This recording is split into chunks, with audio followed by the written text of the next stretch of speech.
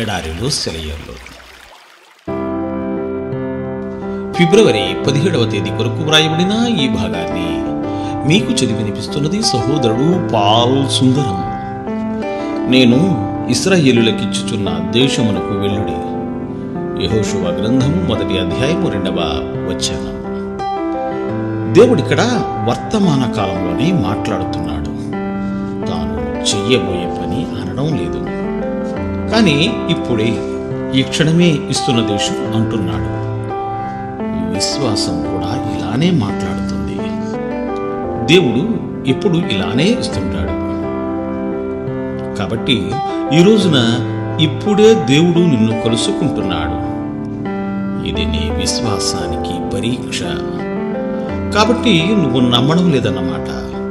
అది ఆశ కావచ్చు, చిత్తశుద్ధితో వాంఛించడం కావచ్చు, విశ్వాసం మాత్రం కాదు. ఎందుకంటే విశ్వాసమున్నది నిరీక్షింపబడు వాటి యొక్క నిజ స్వరూపమును అదృశ్యమై యున్నమనుటకు రుజువునై ఉన్నది. నమ్మకమున్న ప్రార్థన చేసేవారికి ఆజ్ఞ వర్తమాన కాలంలో ఉంది. మీరు ప్రార్థన చేయనప్పుడల్లా అడిగిన వాటిని పొందియున్నామని నమ్ముడి, అప్పుడవి మీకు అనుగ్రహింపబడును. అలాంటి స్థితికి వచ్చామా?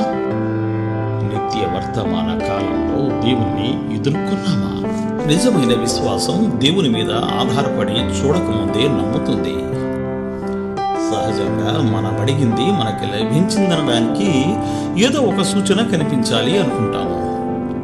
అయితే మనం విశ్వాసంలో ఉన్నప్పుడు దేవుని మాట తప్ప మరే సూచన మనకి అవసరం లేదు.